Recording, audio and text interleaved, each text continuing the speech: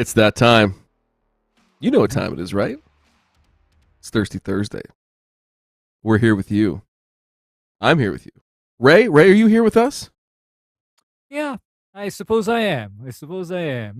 Now, the Russians apparently have been listening to our podcast on Burn and Return, and Mm-hmm. they have ransomwared all of Matt's nudes, and so he is assembling a large scale Bitcoin payment right now to try and free those and get back on his PC so he can join us. But no, seriously, he's making the drive back home. He'll be here shortly, but we're gonna get started But here with our extra special guest tonight, Ray. And you know why this person is extra special, Ray?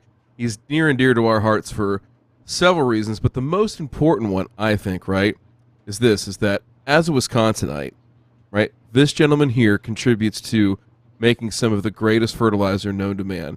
And for every beer, brat, butterburger, and cheese curd that he consumes and deposits in the toilet, Mill Organite is made that much better. I'd like to welcome our friend, Jason. Jason, how are you this evening? Doing fantastic. And yeah, I have often made the joke that I get the employee discount on Milo because it's a heck of a lot cheaper here than it is in most parts of the country now. I've heard, and I don't know this to be true or not, but I have heard that back in the day, you literally could go down to the sewerage district and just buy it, like right there. Like they had bags of it you could just buy at the treatment facility, at the main treatment facility in Milwaukee. I don't know if I can vouch for that. I'm saying like way back. Yeah, I've only been doing this for 3-4 years now, so way back would be outside of when I would have been looking for fertilizer. But you definitely know when you are driving past the plant. That's not a secret.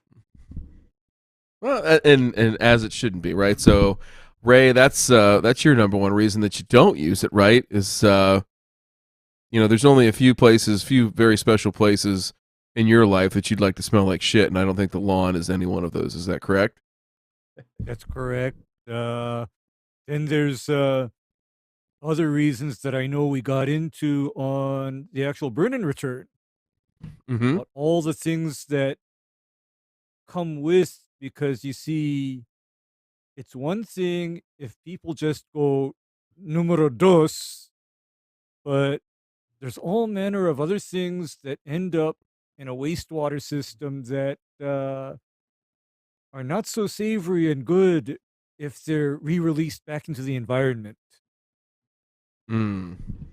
Yeah, You and know, I think that's the thing is that there are a lot of things I think that people like to make fun of Milorganite for, and there is a place for it. And I thought that with Jason being from Wisconsin, we'd poke a little fun at it, but it has a place, Mhm. it has a purpose, and yeah, it's okay. It does get a bad rap, and it's only because I think sometimes it gets overused. But in any regard, right? We're here to talk about Jason's lawn. He does have can we tease the YouTube channel now? Can we like pre-tease the YouTube channel? Is that Mhm. okay? I don't see why not. Okay, so lay it on us. How can folks find you if they want to Google you and start watching videos while you're talking over top of them? So everything for me is in my name, which is Jason Seiberlich. The thing I learned very early on is I did this under my normal Google account, and when I went to change the channel name, I realized I couldn't, and I was past the point of no return. And I would definitely not recommend having your YouTube channel name be a name that nobody can pronounce. Um, but beyond that, yeah, I started making YouTube content in 2019, largely because this is my second house. At the first house, we did a bunch of work outside. We did landscaping work. We ripped a bunch of stuff out, and I don't really have anything to show before and after progress, anything like that. And then this we're on just a little bit under of an acre here at this house, and it was an absolute nightmare. And I wanted Mm. to have the progress report for myself. So a lot of what I've done is realistically just for me, and then I hope other people watch it. Um, but yeah, no, I basically just wanted to have, as I went through what was basically a Yeah, so this would have been spring of 21. And like, so this area is just like, it was just Creeping Charlie basically, and that's what the whole backyard was. And so basically I've kind of documented my journey and what I've learned and what I can hopefully pass on to other people, either that I did incorrectly or correctly, and kind of help them out as best I can, and do things that can be done by anybody, because I'm no genius or expert or professional. So yeah. No, and that's the reason. That's the reason I asked about the YouTube channel, is because I went back to the beginning and looked at it and saw that it was basically a clean slate, a fresh start, and it was just that. So I thought that was a good segue to talk about like how you got here, right? Like, so you move into the second house, and was it just that it was so abysmal that you were like, I got to do something, or what was the impetus there to be like, all right, I need to do something with the yard, and also I'm going to document it under my real name. Which, by the way, real quick aside, if you could pick a stage name for your YouTube channel, right, or something catchy, have you thought about it? Like, if you could change it, what would you change it to? Well, what I wanted to do is Our Lawn, just because like I the way I view YouTube and what I watch is I kind of become, the interesting thing about YouTube versus, a regular celebrity is you quite often get a little bit more glimpse into them as a person. And so you kind of become invested or whatever. So I kind of wanted to pitch that thing where like, this is just a journey that we're all going to go on together. So welcome back to Our Lawn is usually how I start videos. So that would be it. But to your other question about, why did I start? I kind of always wanted to get into I kind of always wanted to have a nice yard. I always liked cutting the grass. I thought it was like a fun, as far as chores go, I thought it was the more fun of them. And then I just went on to YouTube and saw what was possible. And so then, yeah, I just kind of wanted to send it and see how nice I could get. So I've basically tried to do it every way. So the backyard I left mostly alone, other than killing it on accident once, and seeding it one time. And then the front yard, I've done a complete Kentucky bluegrass renovation. And then I got a little side section that I've started to experiment with reel mowing. And then also, it took me several years to figure out that the problem grass that I was fighting against in my backyard was in fact bent grass. And so being a golfer, then I decided that I might as well try to have a putting green as well. Wow. That's- So Things So in other escalated words- quickly. you Yes. essentially embrace the bent. You basically embrace the bent because I'm going to be the weird person in that when somebody tells me bent grass, I'm not freaked out, weirded out, or upset. What I tell them is, okay, you're going to be mowing low then, because that's what I understand bent grass to be. Is it's hideous when you keep it high and it's mixed in with a higher growing cool season grass, but if you're mowing it low, it is something special. Yeah, it's the worst when it's tall, because it basically just lays over, like it just is so dramatic. It just lays over on itself and dies. And it looks Sounds- terrible, but go ahead. Mhm. No, nothing. I But- was gonna but say. you I was know just what? laughing. I was. But the funny thing is, Jason, is laying over on itself and dying because of that. You know what that sounds like to me? That sounds like how a lot of warm season grasses act if they're not mowed low enough. They do Okay. it. Yeah, I mean, I have no experience with warm season grass. well, because Not yet. the other day, I was basically setting my groomer on my mower to cut into somebody's lawn to zero, because that was a zoysia lawn that was starting to lay over on itself, and I warned the customer. I told him, you know what, your lawn is going to have to be, mowed down. And Please don't Except do the that on bent groomer grass, don't. though. Please don't do that. Yeah, yeah. Don't. Yeah, don't. You have to be a little more delicate with bent grass, but on the other hand, that is why I like bent grass, and to a lesser degree, Bermuda, because bent you don't need to beat up. You don't need to, Oh, but you can't. you know. Yeah, you do. Yeah, you do. Oh, yeah, you but do. In Wisconsin, you can do pretty much anything you want.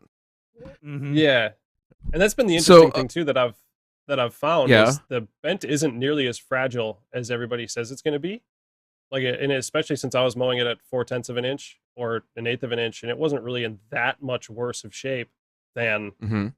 everything else. Right. Mm-hmm. So let's take this big picture and drill down. So like the areas that aren't low cut, right? Like the rest of the lawn. Like, give us a snapshot real quick of where you were, like when you bought the house and you said everything was kind of in a rough spot, to where you are now. Like to what steps have you taken? What strategies have you employed? And like, are you happy with where it's at right now? Where is it right now? And are you happy with that? So you can focus time elsewhere, or what's your overall outlook on that? Oh wow! Yeah, so Oh, JP coming up clutch, Oh, no. and actually that Oh no! so that picture is there's actually gravel underneath that overgrown one. The previous Oh, great. homeowner died in 2012 suddenly in a car accident. We found out, and so that was where he like parked all the cars basically, and so it just grew up into this, and this is Wow. even it's looked worse than this at other times.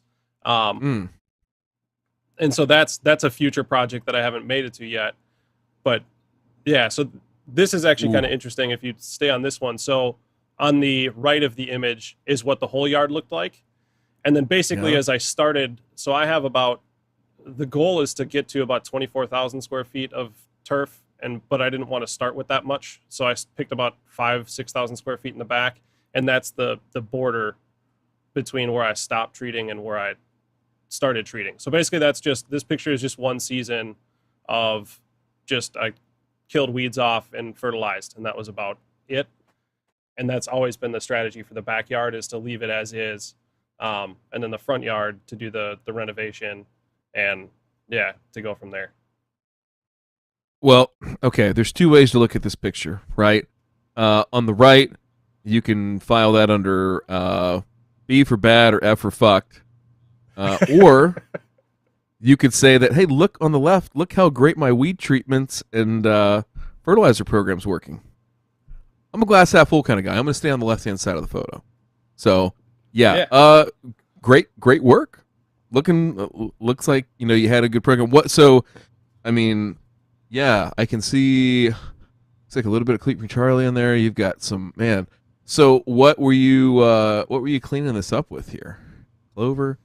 Gosh. I've actually had a ton of luck with just Spectricides, I think 4-way. Okay. So it's 2,4-D, dicamba, something else, and quinclorac. And it does just fine. So I haven't abandoned that ship yet. But yeah, that's pretty much about it. And then just, I think at this time it would have been a lot of, I think I had like Carbon X, X Green, those types of fertilizers, and that was about it. Basic. I like it. There's no reason to deviate, right, Ray? Stick to the basics, Right. control those weeds, and push what you got there. And that's the encouraging part too, is that somebody's probably looking at this lawn on the right. I mean, no seeding, and nothing else, right, Jason? Like what you see here on the left is just cleaned up and fertilized, correct? In terms of weeds and fertilization, yeah. Yep. So I think that's something, Ray, that I see often, at least in cool season. I don't know what you see in warm season, is that people underestimate how much good and healthy turf is actually there. They see a situation like this on the right, and the immediate thing is, oh, let's just nuke it. Let's start over. Let's pull the ripcord. And it's like, well, if you're not in a rush, let's see, right? Let's see what we got. I mean, is it the same in a Hawaii setting?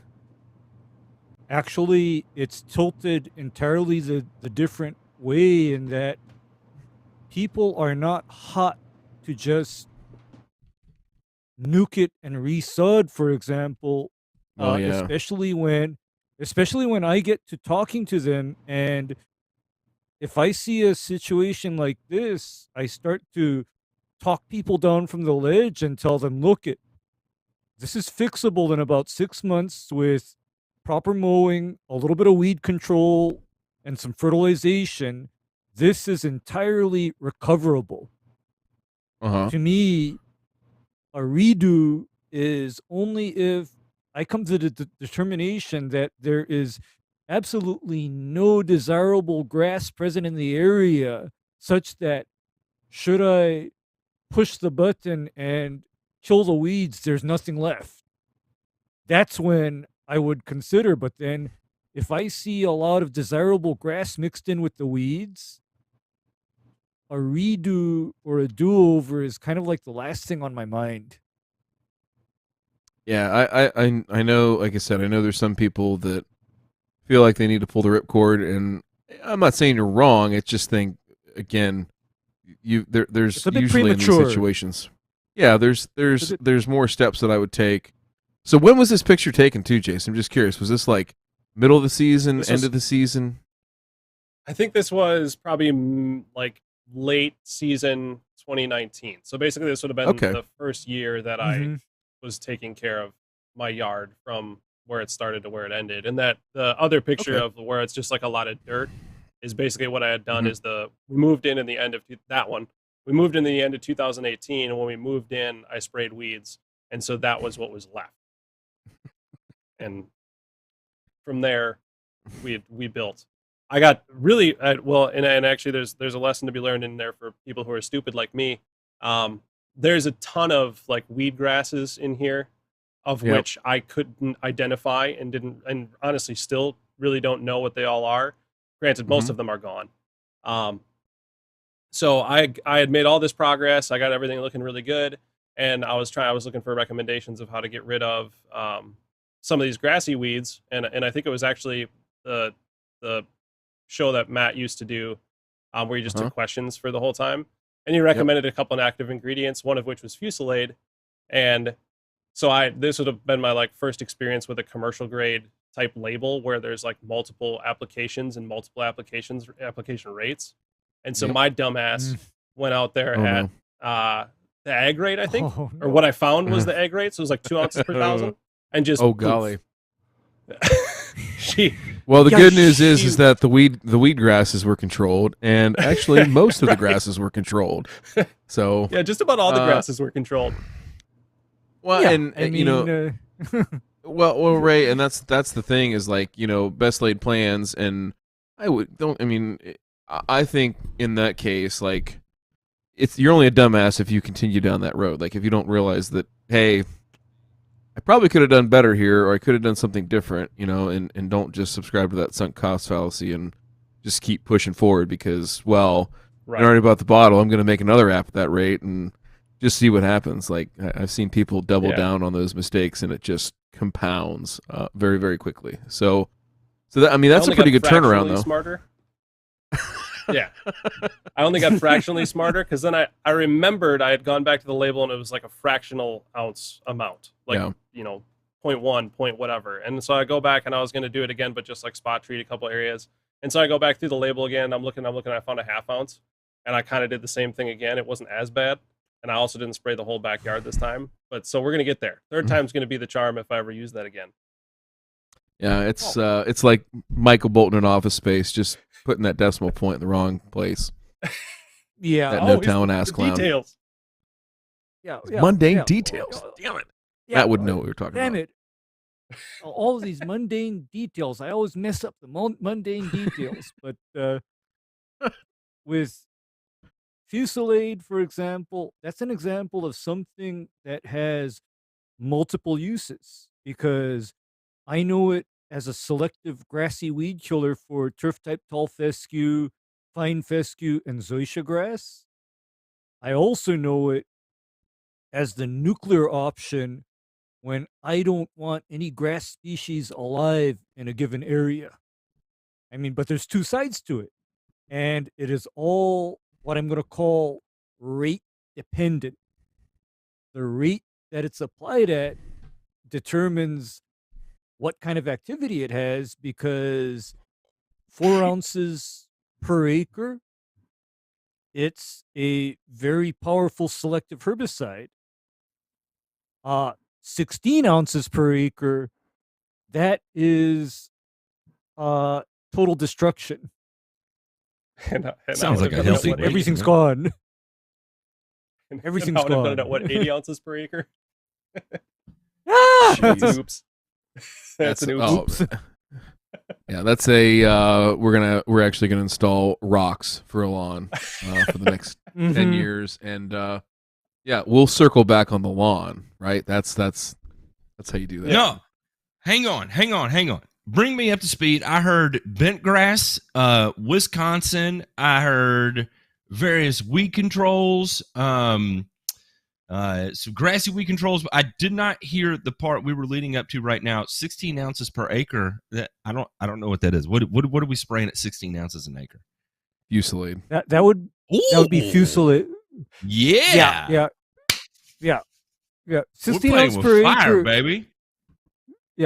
16 On cool ounces per season. acre Oh yeah, you are. is when you want nothing alive. I mean, that's 16 ounce per acre is, that's what I call the soul stealer. Don't know if Ray, it's gonna be you that can steal bad. my soul anytime. Jeez. So okay, so these spaces here, right? The non low cut areas.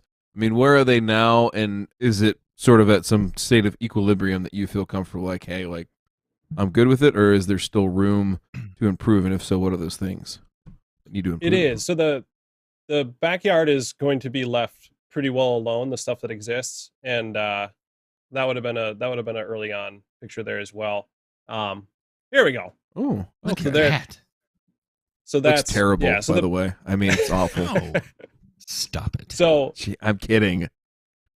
yeah, all of the the tall stuff in the foreground is going to be left alone for a very long time, because what's behind it there, and obviously every person that keeps grass short knows that the key is to have a hammock on it.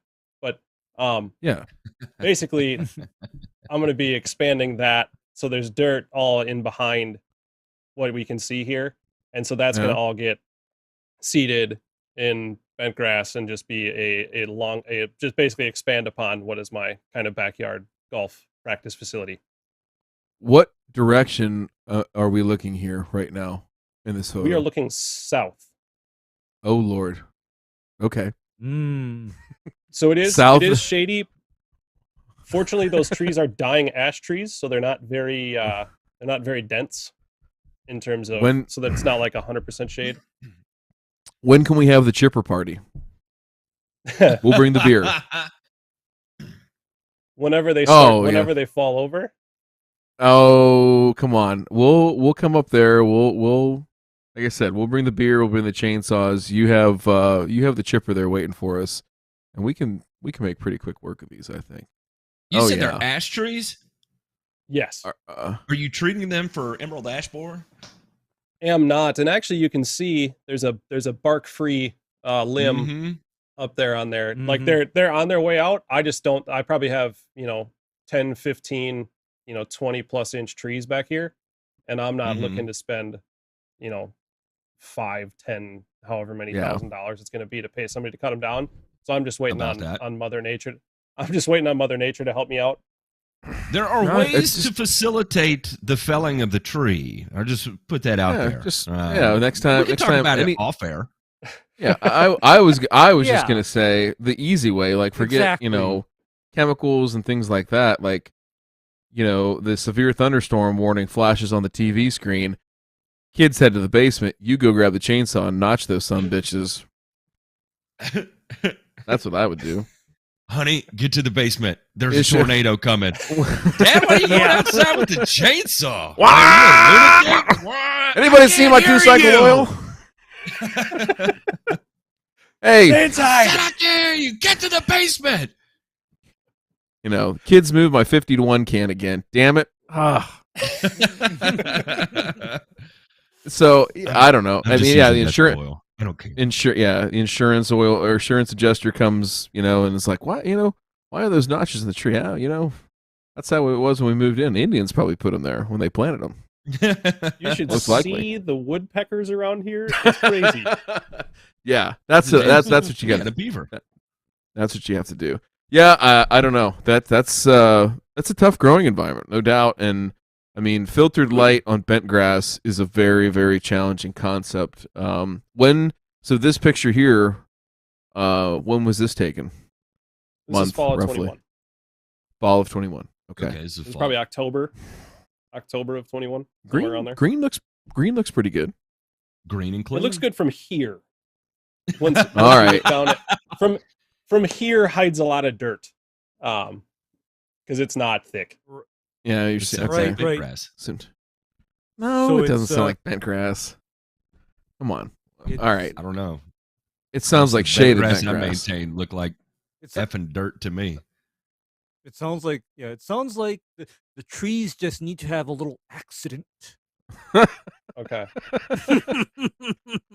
So What I okay, can we go back to the real quick before you talk, J Pink? Can you scroll back to the wider angle where we're looking straight south again, please? I just want to look at a couple of things while Jason speaks.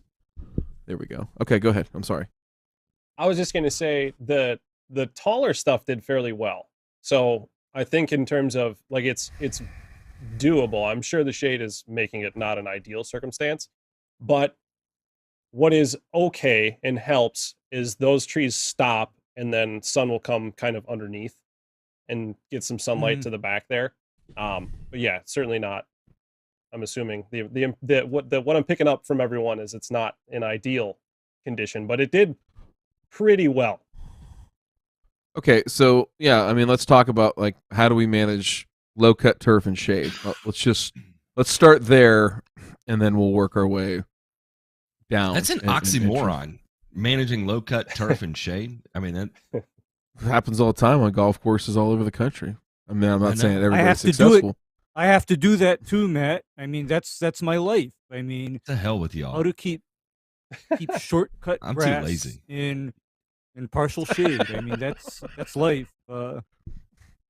Matt would actually build a shed back here so he could burn it down at a later date. I would to make sure the trees were captured in the same fire, of course. I was gonna say there's a lot of really good places to have a shed fire back here and deal with a couple of these.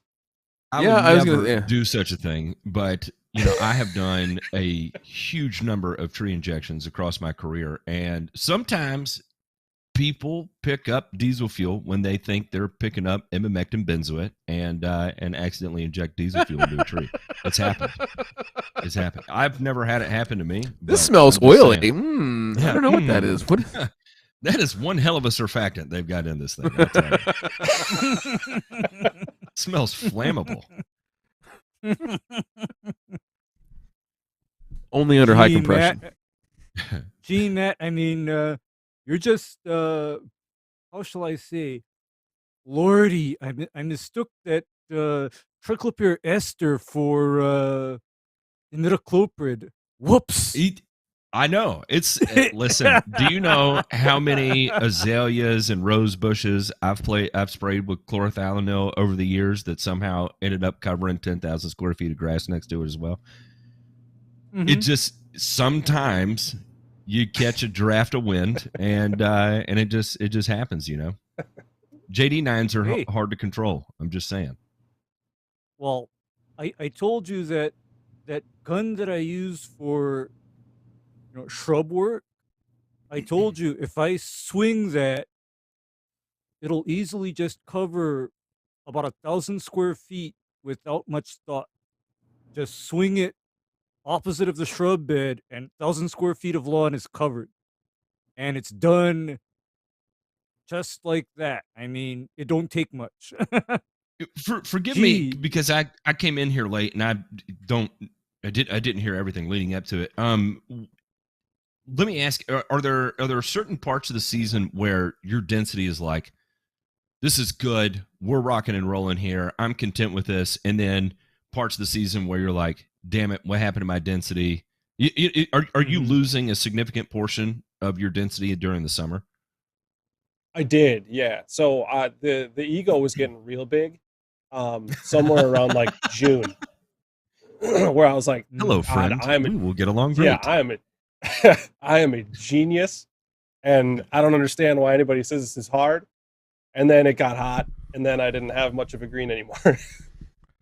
Wow. You know what, Jason? That sounds like me, because I have kind of the opposite problem where I'm all Mr. All That. I'm mowing low.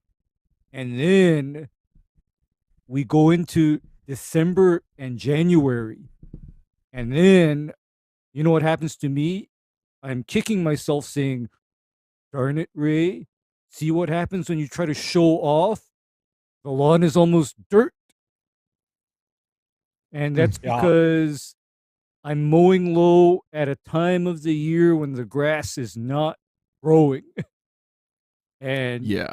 you know, and I've done that. And Ryan, I've even gotten into fights with some people where, for example, one of this hotshot lawn bowlers was asking me, "Hey Ray, when's the last time you mowed the green? It's rolling kind of slow." And I told him, "Look it, dumbass.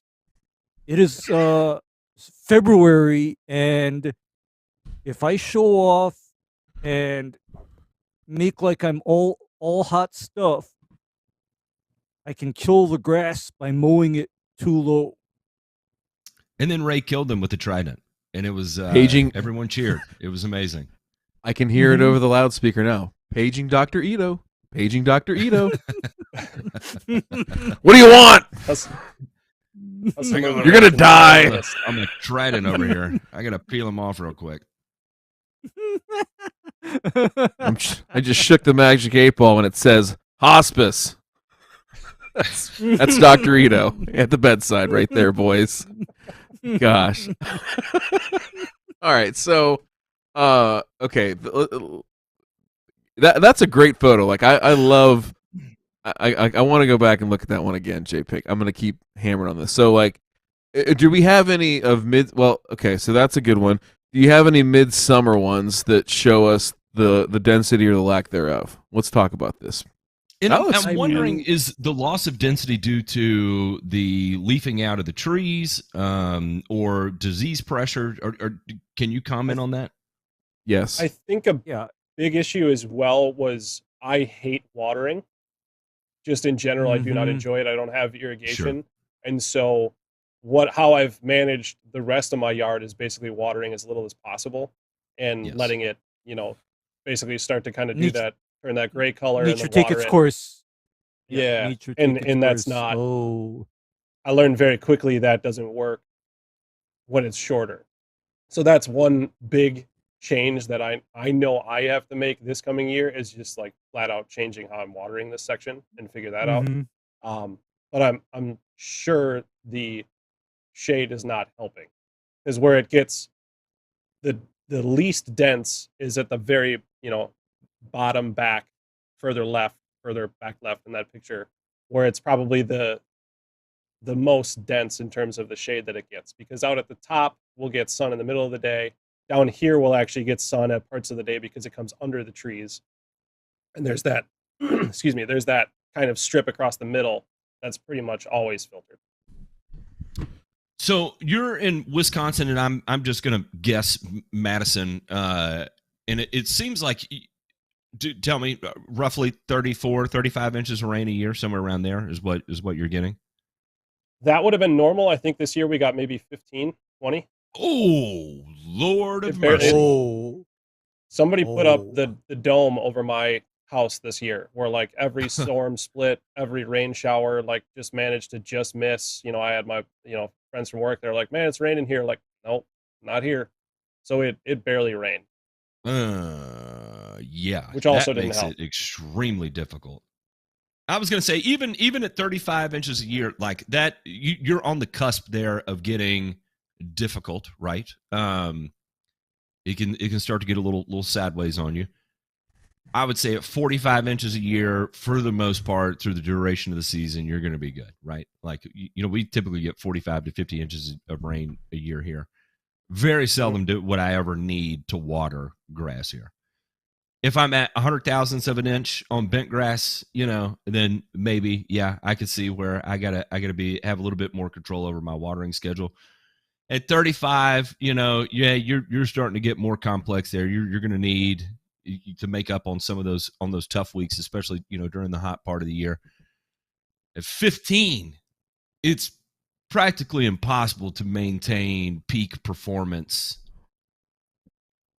It is. I mean, just at that point, it's impossible to maintain density at that kind of rainfall. So that actually makes a lot of sense. I got to ask though, in Wisconsin, what is your disease pressure like? I'm just curious. Where I am, for whatever reason, it's awful. And the biggest thing for me, and I've seen it killed off my neighbor's yard because it was new construction when it came in as well, is rust. Like we have. Oh, no kidding. Like.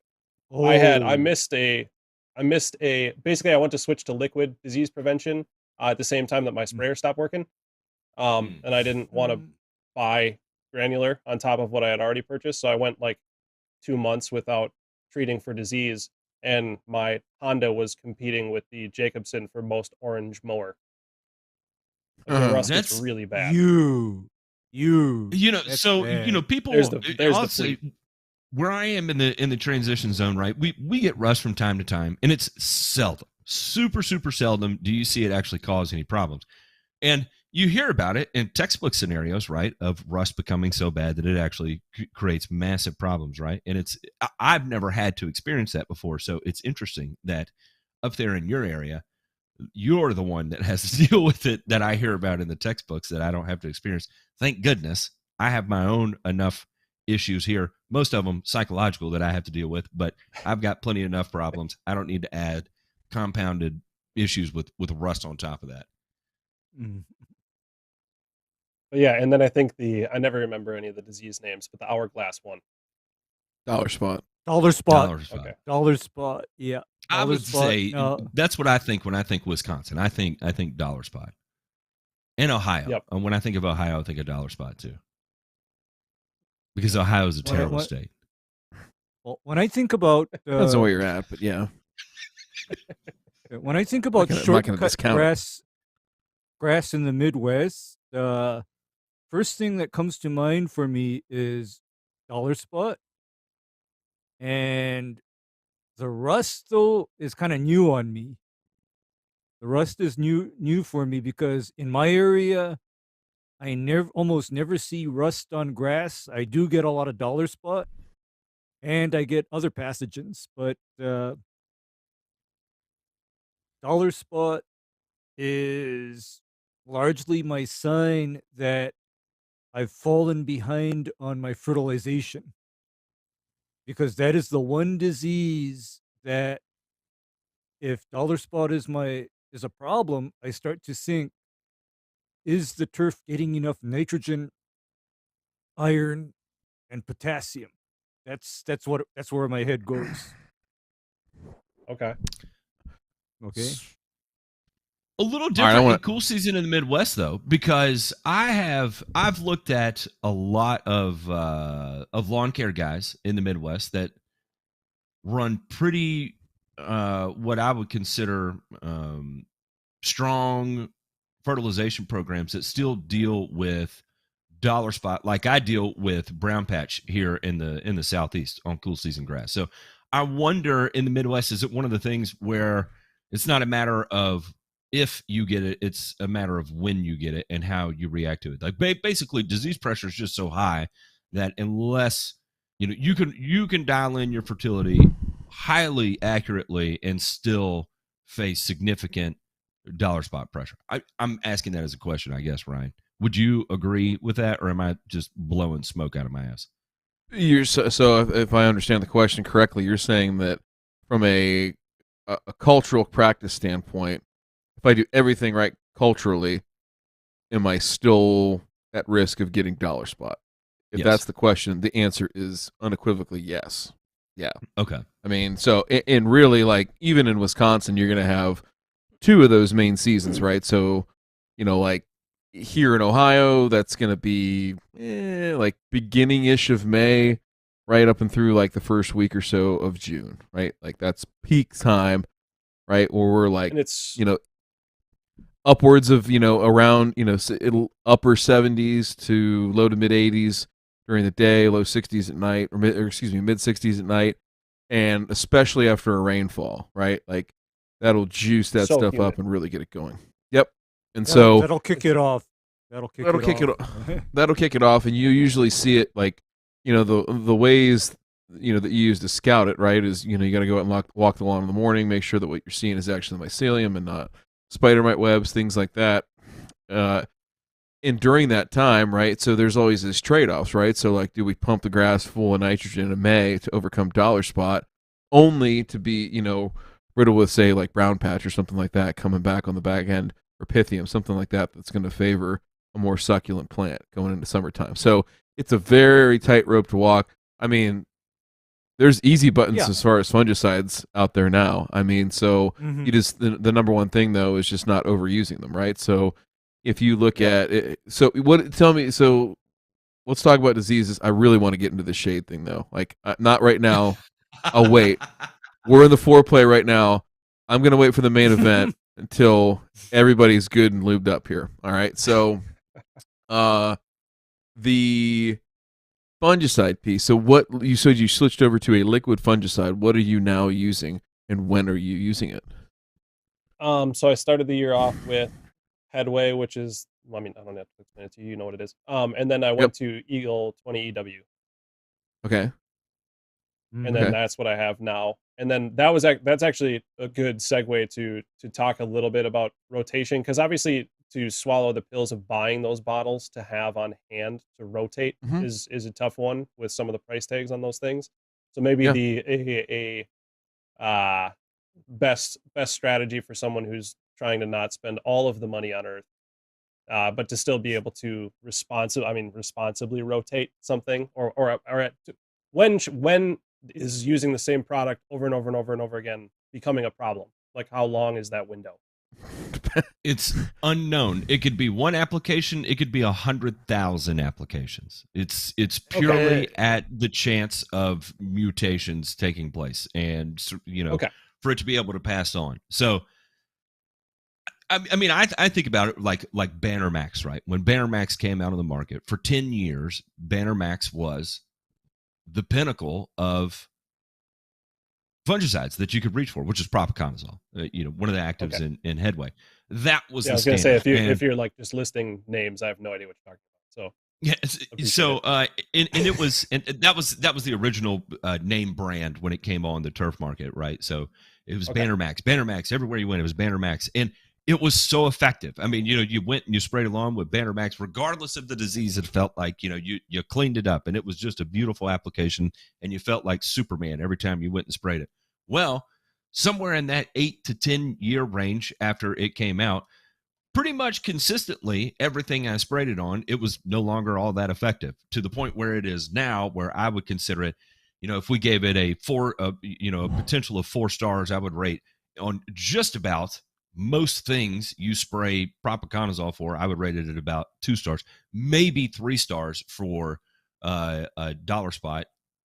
But I don't have to deal with a lot of dollar spot. I very rarely see it here. Not by itself. Not by itself. Wouldn't even give it 3 stars by itself. No, not by itself. No, not by itself. Okay. No. Back to 2. And in fact, that entire class of fungicide, for me, that always needs a wingman product, and I always keep in mind that there's certain collateral effects that are associated with the older fungicides in that class, like propiconazole, and I'm also familiar with this other old fungicide in that class known as triadimethan. I know it as Balaton or Balaton. Armada Mhm. or Armada. Right. So And- with but then Mhm. the thing with these older fungicides is that because they were cheap or relatively economical to apply over large areas, that is where your chance of forcing natural selection and mutation is highest, because you'd have these Gulf supers just crop dusting their golf course, wall to wall with propiconazole or Balaton because it was relatively inexpensive. It was not the kind of thing that would be limited. So I keep that in mind, because that lack of limitation is also what makes a fungicide more prone to a disease being resistant to it. What were you going to say to me? Selection pressure.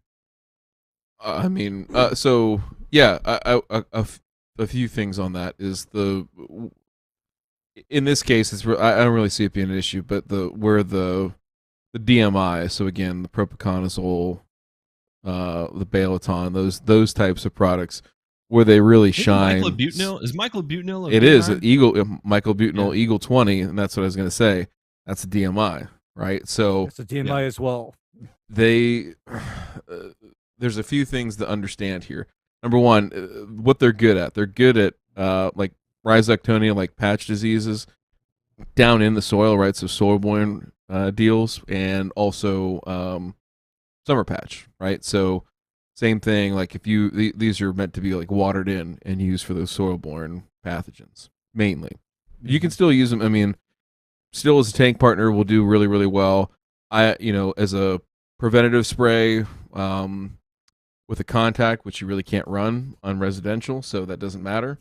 They're great. They're great on golf course turf, but maybe we need to parcel out your land, Jason, and set up an LLC for your golf course portion, right? So you can run that all through the business, and then that way it'll be on label. But Jason, if you noticed, there has been no talk of rotation whatsoever.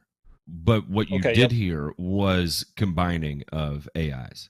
Well, so And go ahead. Go ahead. I was going to say the rotation piece, like I think it's important to understand what you're using, but it's also something too, like you're chasing a ghost. It's in some cases, right? Like meaning you're making a fungicide plan out of fear of what might happen, as opposed to what is actually happening in terms of pathogen activity on your grass, right? You're gonna know now. It's gonna suck because I've seen this happen before too. There's nothing worse than going out and making a $2,000 or $3,000 or $4,000 application on a golf course and then realizing, nothing's happening. Why? Well, looks like we might be resistant in some areas, right? And sure enough, you send it off to the lab and it verifies, it checks out. Yep, your isolates tell us that you're resistant, right? So that piece I wouldn't be so concerned with. So here would be, if a couple of things. This would be sort of my flow chart for you. Is number one, make sure that you can ID the disease that is giving you the most trouble. If it is in fact dollar spot, right? Pretty easy to ID dollar spot, both from the signs that you see and then also lesions on the turf, that sort of thing. So get yourself schooled up on that. You've got a textbook that I think has some information about that would be pretty good to refer back to. Indeed, appreciate that recommendation. Yep. And then if you can ID it, then I would select the chemical that is going to best help you work against that, right? So there are a couple of chemicals out there specifically for long-term dollar spot control that would be good to spray, in the fall and in the spring, particularly. A couple other things too. Let's just say it is dollar spot, right? A couple other things you can do is use that if you have that Eagle 20, or you have your headway's fine. I mean that's an okay product. You're wasting a little bit with the azoxystrobin because there's really not a whole lot of benefit to it. But the point being is that let's just start from the beginning of the season and work our way through, right? So early season, after you do like your second or third, what we call true mowing. So not the charity mow to knock the, the dead tissue off and all that kind of stuff, but it's actively growing and you've done your second or third mowing. At that point, go ahead and plug yourself in with doing your first step, and that is to knock down your inoculum that's out there, your current stuff that's overwintering. J Pink, I'm being summoned. I'll be right back, and we'll continue this part of the discussion.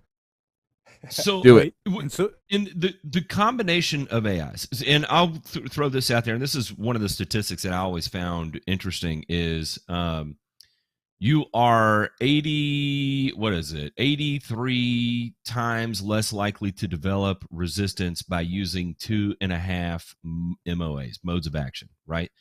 And by mode of action, one would be like a DMI, right? Another would be a strobilurin, like an azoxystrobin. Now, specifically for a dollar spot, it's a little different because strobilurins can actually increase instances of dollar spot, well, specifically azoxystrobin. So I personally, if I was going after dollar spot, I would never go the headway route just because you have the potential to inflame it with the inclusion of the azoxystrobin in the headway. Now, that being said, you're not hearing a lot about rotation. What you are hearing these guys talk about is it's a tank mix kicker, right? Meaning I'm running multiple AIs in the tank to have a synergistic effect. And why that is typically originally resistance was talked about as rotating modes of action. More so now, kind of the later research that's coming to the forefront is it's combining modes of action. And the reason being is that when you're targeting a disease, if you're using multiple modes of action that target that disease, you are attacking that disease from different sites, right? So we'll say DMIs attack at site 1. Strobilurins attack at site 2. So if you combine those two, now you're hitting at site 1 and site 2. Therefore, in order for the disease to mutate, to become resistant, it would have to rotate. It would have to mutate at two different sites. It would have to mutate at site 1 and at site 2. Statistically speaking, it's going to be difficult for it to do that at one time, right? To have those two mutations. The chances, luck becomes more of a factor there than the actual application you're making. And that's why they're saying at 2.5 or ultimately at 3 modes of action, 2 being you're starting to get into the realm of sufficiency, 3 being the realm of ideal. As you get there, statistically speaking, of achieving 3 mutations from an application is next to impossible, right? And so that's why you hear more now about combining modes of actions than you are necessarily hearing about rotation, because still, even if you are rotating, there is that chance, albeit small, for that mutation to take place on a single application, especially if there's a history in your area or surrounding area where, for instance, it could be something simple, right? If you have someone come mow your yard because you're out of town and they mow, 100,000 acres or whatever, and 30,000 of those acres they maintain have been treated with myclobutanil for 10 years or whatever to control whatever diseases they see out there. That gets carried onto the mower, makes its way over to your property. Now it's there. You treat with myclobutanil. The mutation's already there, and now you're dealing with it, right? Versus, even if it is resistant to myclobutanil, if you're attacking it with 3 modes of action, you still have 2 different modes of action, 2 different sites you're attacking the disease at, therefore still able to eliminate it, and you're not having to worry about that mutation that's already occurred within that plant. Does that make sense? Yes, and I think Okay. Yes, so it does, and I think too is kind of resistance is coming from it being in contact and surviving too. Correct. So if you're bringing in multiple, you're more likely to eliminate and thus not allow. Is that kind of, am I correct there? Or is that not? You're correct. And there's Yep. like a third piece of this, and this is something that I kind of harp on, is that when somebody decides to apply a side, be it a fungicide, an insecticide, or a herbicide, what I personally harp on is I want to make sure that whatever I am applying is applied in such a way that that application stands the best chance of being efficacious and working.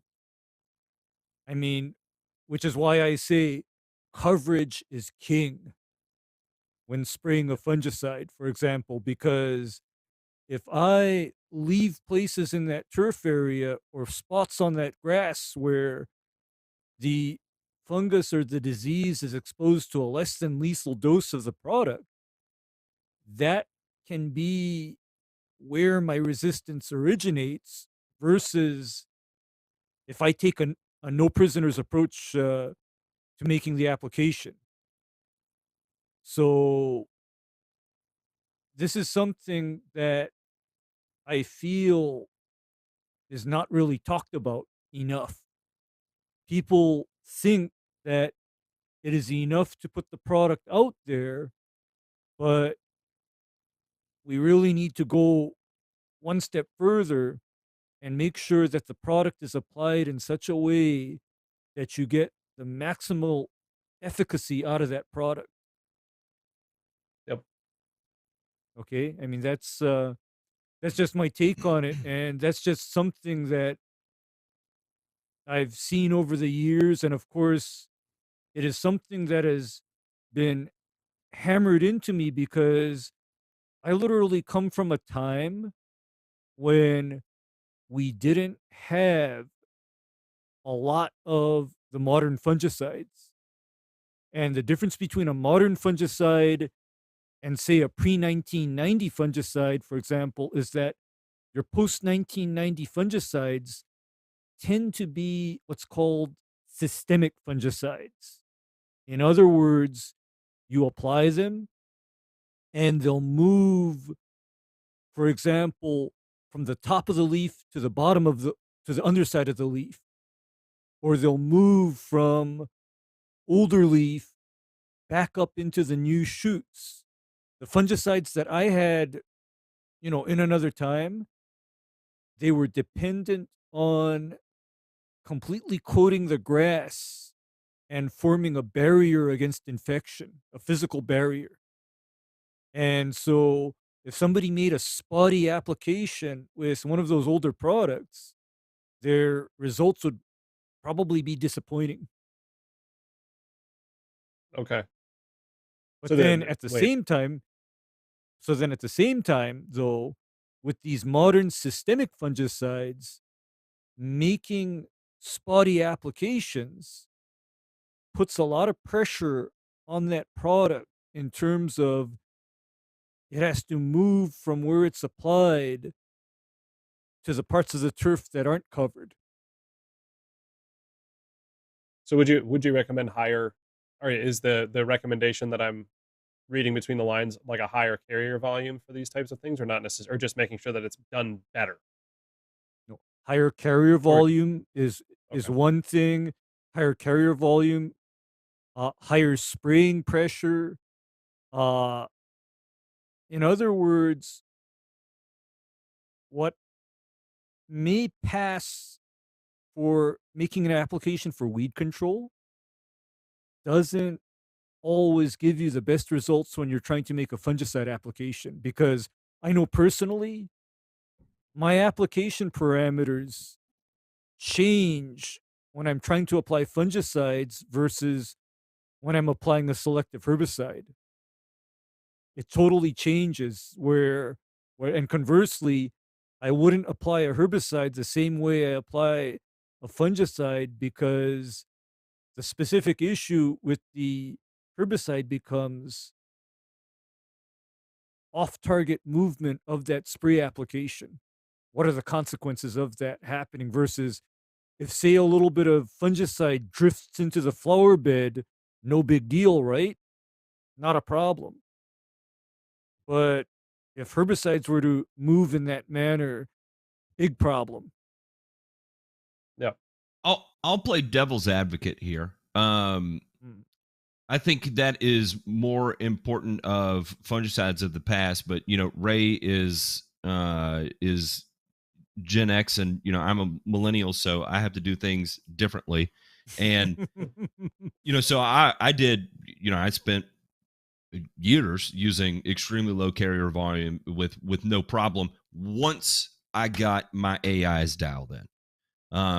Now, and that was the big trick for me, right? When I started watching propiconazole fail, because when I got started, it was, Eagle 20 or Balaton or Banner Max, right? And once you started seeing those fail, right, it's what direction do you go? How do you go about this? And that's, you start learning and combining different things and looking for synergies between them. And I see this active ingredient has a 4-star rating. I see this active ingredient has a 2-star rating.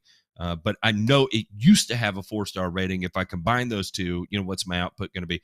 And then, obviously playing with what would be considered, a less optimal application technique, like running low volume or low pressure, but still having the correct AIs in place. Then all of a sudden, I'm back to getting 99 to 100% control, and very pleased with my application and or the result I'm getting from the application. Now, the other part of that too is coverage, right? You can't go miss a 3-foot swath in the middle of the lawn and consider that good coverage, right? So there is still technique that goes into it, and you have to factor in the human error, and that's why I prefer to do things on machines. Is one, I'm a fat lazy ass, but two, because machines make way less mistakes than I do, because the machines don't have the fatigue factor that I do. And when I get tired at the end of the day, I make mistakes. My walking pace changes, my everything about what I do changes. And if I'm not making those adjustments in real time throughout the day,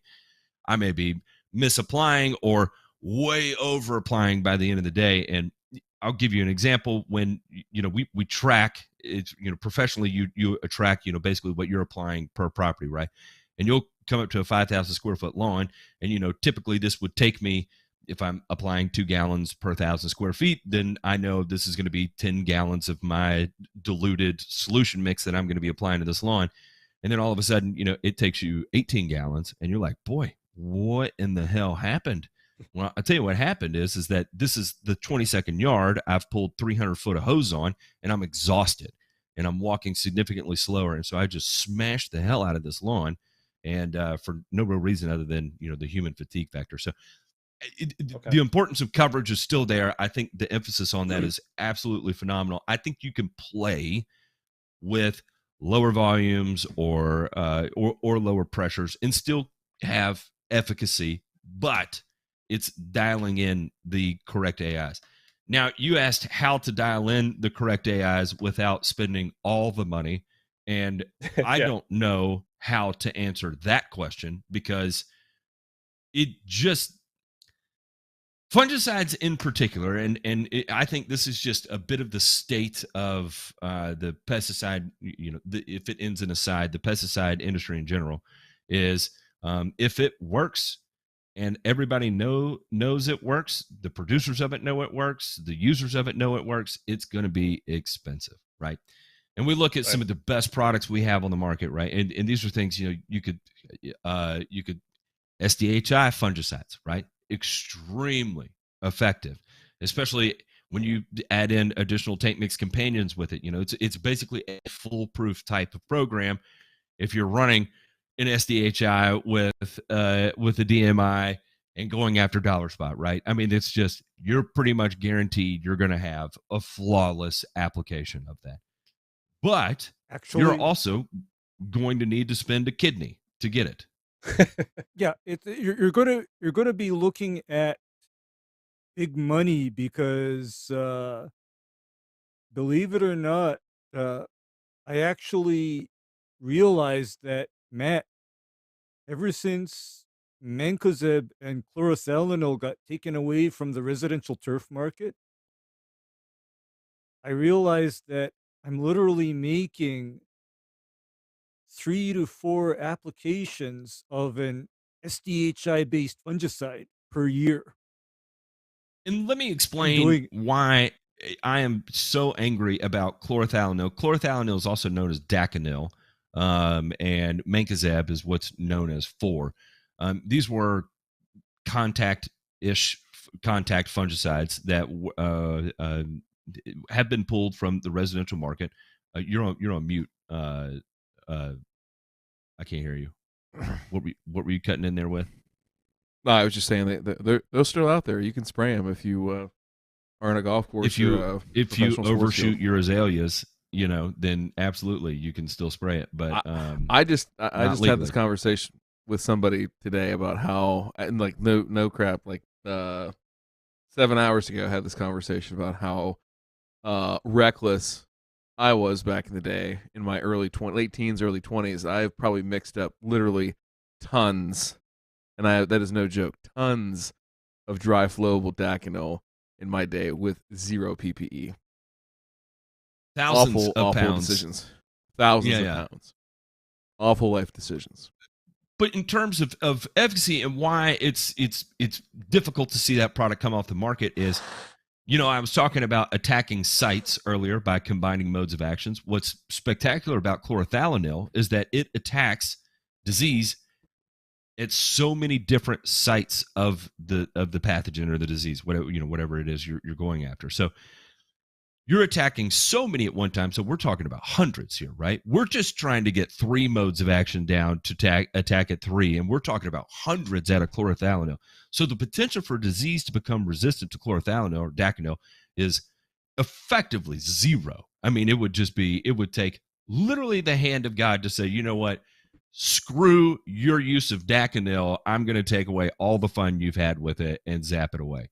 So actually, it would just take chemistry and the periodic table falling apart, right? Because what is chlorothalonil based on? Chlorine, right? Chlorine does a pretty good job of killing shit. Well, and similarly, mancozeb, because in my time, okay, Ryan knows about my love of mancozeb, and loves it. Back in the day, typical fungicide application for turfgrass was mancozeb plus Balaton, for example, or mancozeb plus Cleary 3336, which is thiophanate methyl. Another product that does get use for dollar spot, for example, but incidence of resistance is rather high with dollar spot and thiophanate methyl. So, having said that, I don't often tell people to go out there with thiophanate methyl if they have dollar spot, because it may turn into a very rude surprise if they happen to have resistant dollar spot. And the reason why I know resistant dollar spot is a thing is because I know the golf people loved thiophanate methyl because it works so well, right, Ryan? It just worked. Yeah, I mean, back in the days. Cleary 3336, or I'm going to show my age because I remember thiophanate methyl as a product called Topsin M. But that's so 1990s.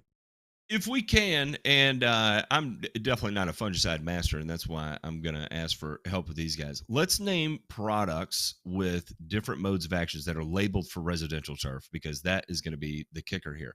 Oh, here and we'll do dollar spot. Oh. So we've got DMIs, which are going to be propiconazole, tebuconazole, which I don't think is labeled for residential turf. It's not labeled for lawn. Nope. Not allowed for residential lawns. I'm going to send you is a Balaton link. still labeled for residential? Yes, still is. Balaton's gone away, still- though. Balaton's gone as of this year. Whenever they run out of stock, it's done. Proteone, is that labeled No. for residential? No, absolutely not. Iprodione is not. Iprodione, no. What is allowed? Thiophanate methyl is a different mode of action than a DMI, correct? Correct. And that would be your Cleary 3336. That would be your So Cleary in terms 3336. of building an affordable tank mix here, I'm trying to throw some options out there for you to try. I'm trying. Put this link out there, and J Pink, Appreciate if it. you want to put it up in the on the screen here, and then we can roll through it, and then Here we go. So, good old Joe Rimmelspock and Todd Hicks plant pathologist over at Ohio State. Go Bucks, by the way. Shitty state, Matt, but it's a great football team. Kiss my ass. Mhm.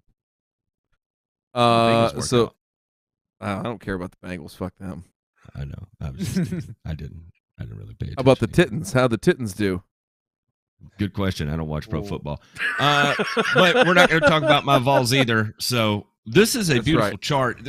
North Carolina State has a good one too, by the way. If you type in NC State a dollar spot, they have one similar to this. So Very good. here we can see a list Yeah, of things that have high efficacy ratings on it. And I want to make a point here, though. If you look, and this is not necessarily something you can always go down the line and look at, but you see propiconazole, and then under Trinity, which is triticonazole, and then you see Tourney, metconazole, triticonazole.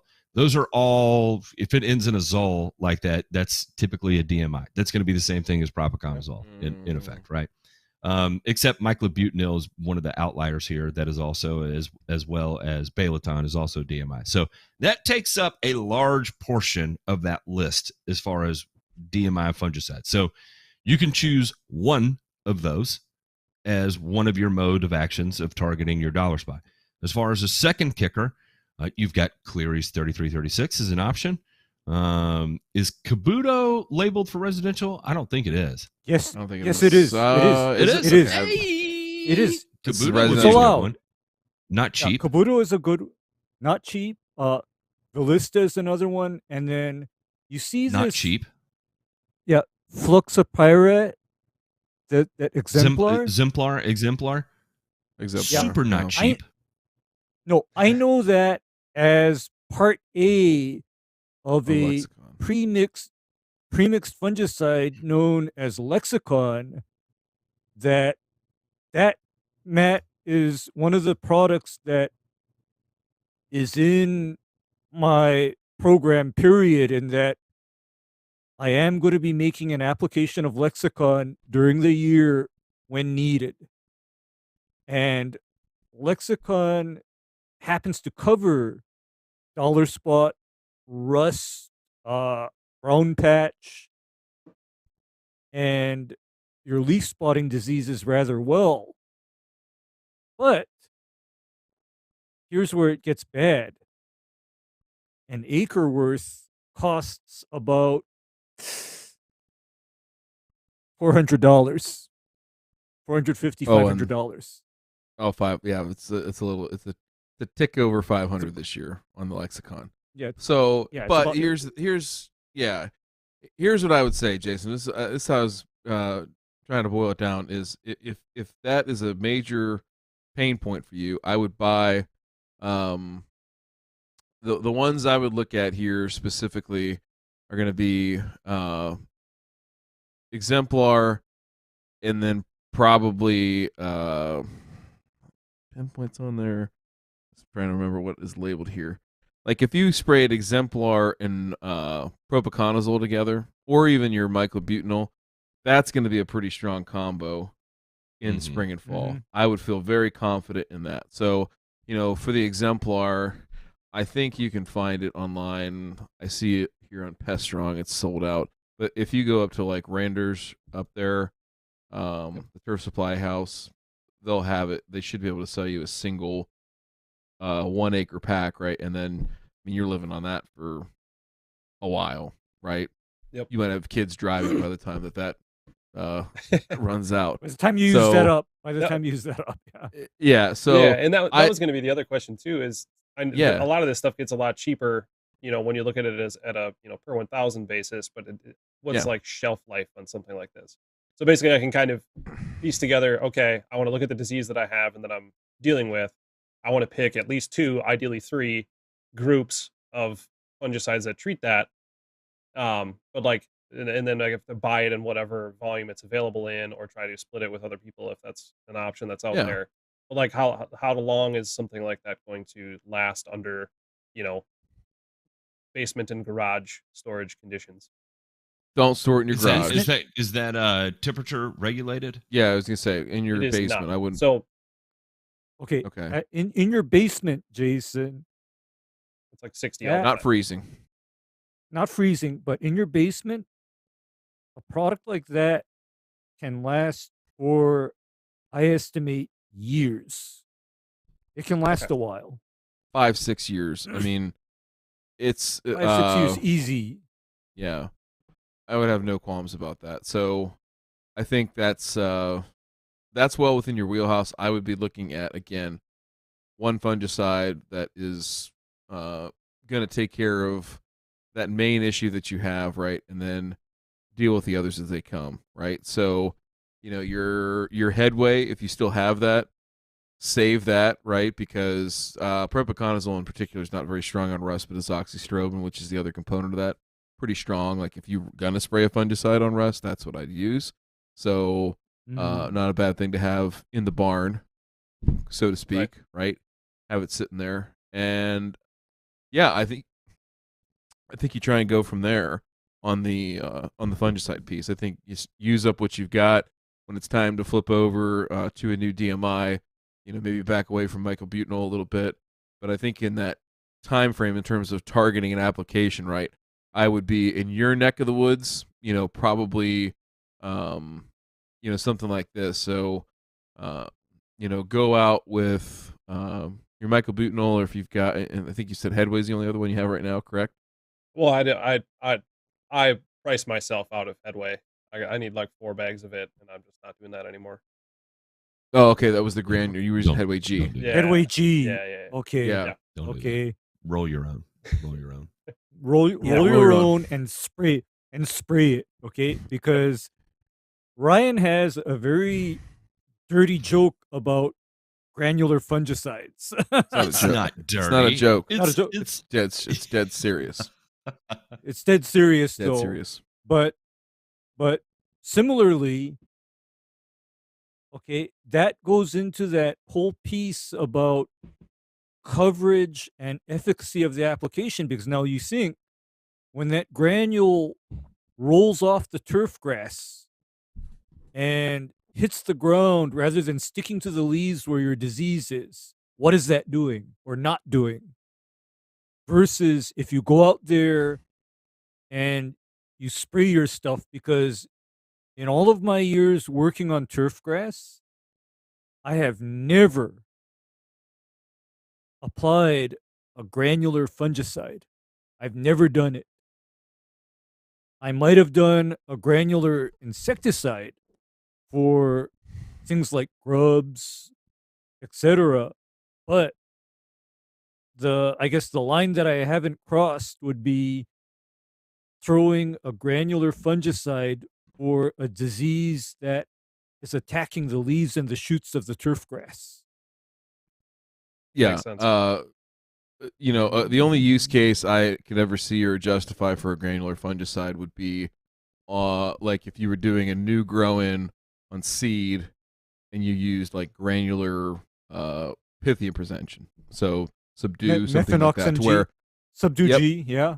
subdue Mhm. G, yep, something like that to where you can't take a sprayer across it, you can barely get a spreader across it, and you're just trying to help out. So, okay, so ideal world, right? If you can do nothing else, just make 2 apps. Make a spring app right around Mother's Day with the if you go with the exemplar and then your mycobutanol. You have a DMI in there, right? And then you've got an SDHI. That's the class of chemistry that exemplar falls into. Okay. Yep. So if you can do that and then repeat that probably in your neck of the woods, right around a week on either side of Labor Day probably, and then coast that out, right? If you want to do something else in terms of, I don't know, if your snow mold pressure is very high, especially with that south facing tree shade issue,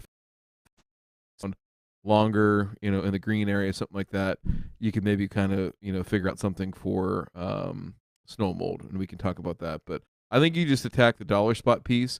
And then the other thing too is, again, from a cultural management standpoint, best thing you can do is, spoon feeding approach on your nitrogen, right? You don't want to have flushes of growth, right? For a variety of reasons. So if you can be disciplined with your N, right? And we know that dollar spot incidence goes down somewhere in the order of like 10 to 25% when you have leaf tissue concentrations, right? So like of nitrogen above 4.5%. That's sort of a critical value. So the textbook value is like 6%. So if we took grass clippings out of your bucket on your GM 1000, we dried them down, and we measured how much nitrogen is actually in that leaf. If you're low, you're going to be like 3.5 to 4. If you're 4 to 4.5, yeah, you're okay, and 4.5 and above, you've got plenty of nitrogen there, and that's going to help grow through most of the pathogen issues that you're going to face in terms of dollar spot. So think about that piece about how the nitrogen layers in there. The other last thing I'll say, especially with the shade thing, is during those periods, right, when you have ideal conditions from a weather standpoint, regardless of whether you're protected with your fungicide or not, the number one thing, right, that influences dollar spot is the leaf wetness period. And what I mean by that is the longer that dew sits on that grass, the more propensity you're going to have for dollar spot. Part of the reason for that is basically the plant, when we have dew or guttation water, right? We call that verdure. Verdure is a bunch of sugary exudates that comes out of the plant, right? It's not just like tap water that comes out of the sink, right? That's not what's sitting on the grass in the morning, right? So you get these fungi, right, that'll feed in that type of condition, right? And the longer that leaf is wet, the more propensity you have to have dollar spot incidents. So real simple thing you can do. I saw the hose that you had sitting over there. Take that hose, put it in the middle of the green, and just do yourself a little circle, knock all the dew off. Take a backpack blower out there, blow the dew off. You don't have to get every last little bit of it off, but the sooner you can get it to dry, the better off you'll be. The thing, again, that's working against you is all that shade, right, and that filtered light, and that's going to be a concern, right, that it's going to lay wet longer and increase that incidence. So, again, from a cultural standpoint, number one thing, shade or dew management. Number two is going to be the fertility. Just if you can, bump it along, and we'll talk about a little bit about fertility piece with the shade here in a second. And then lastly, get yourself some badass fungicide, right? Yep. Get that ego out. Like, hey, listen, guys, bought some exemplar today. Sorry, Jason, what's that? Exemplar. What's that? Never mind. All right. Yeah. Never Listen, mind. Yeah. Or when you find yourself canceling vacations so you can go with your backyard green, you have entered the turf grass management fraternity. Just saying. Yeah. So there is an upside to this, as you hate yourself at 6 o'clock in the morning on a Sunday when you're still hungover, or perhaps you haven't even gone to bed from the night before. We don't do that anymore, right? We're grown up, so maybe that won't be the case anymore. But when you get out there, listen, DeMay, that was only that one time in Louisville, so it doesn't count. One time. I hear. That one time, that one time in Louisville.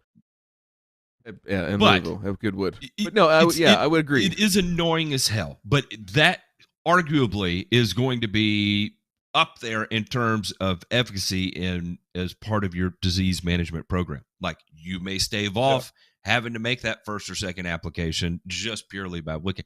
Isn't there research out there that shows that gives like a hard number as far as either delay of onset or decreased severity of dollar spot pressure just by wicking dew in the morning? Yeah, it's 2000. Sold that? No, it's before that. It was 2006-07. USGA funded it. I'll pull it up. I did. I'll send you. I'll do a couple things. I'll send this to you, Jason, and you can check it out. I'm not a dollar spot guy because seriously, like, I see it. I've seen it maybe 30 times in 10 years. Just very, very, very, very seldom do I see it. And typically it's on a new lawn that I pick up. And then once again here, just different growth conditions, much, much hotter here than what you have to deal with in Wisconsin. So that's not normally the disease pressure I have to face. So it's really interesting. It's an interesting fungi. I mean, listen, we could nerd out even further. Like, it was classified in one family, one genus and species for the longest time. And then it was like 12, 13 years ago, somebody said, hey, actually, it's not a sclerotinia in that genus, right? And they sought to reclassify it and actually found out that there's really two different types of dollar spots. So, Matt, there is northern dollar spot and there's summer dollar spot. And forgive me for not remembering the Latin names on those, but the really, really not a talented. sorry. There's a really, really talented. Only Catholics know Latin. Are you and Linnaeus bros? Anyway, talented plant pathologist. She was from Rutgers, and I think she now works for Syngenta, actually. But they actually classify those into two different genus and species, and they affect plants differently, actually. So it's pretty interesting. But that's my nerd out time on Dollar Spot. Last thing, I'll tell you the last thing. One of the reasons it is so destructive, right, is that Ray, when it gets in the plant, right, it destroys the xylem tissue, right? So you got vascular tissues in plants. Jason, you remember plant biology from high school? Barely. Your two major vascular tissues in plants, the xylem and the phloem. I knew you were going to say phloem. I knew it. So xylem's water, phloem's food. So it destroys the xylem, so it can't pass water up and down, from roots to shoot, and that's how it gains a foothold. It's a bastard little bugger. All right. I've nerded out enough. I'm sorry. I wasn't trying to drop knowledge. I was just hoping to help you understand that it's a piece of shit, and we want to make it go away, and that's why it's expensive. He wants to nerd out on light. I'll tell you that right now, because we have a private chat to help keep things going in the background, right? So when you see us typing over here, typically that's where we're communicating with one another. Like, for instance, when Demay's like, "Hey, I got to go put my kid to bed. Give me 10 minutes," kind of thing, right? And that helps J Pink Q. This is way behind the scenes shit there. Sorry, J Pink. Anyway, lower, Matt. Lower.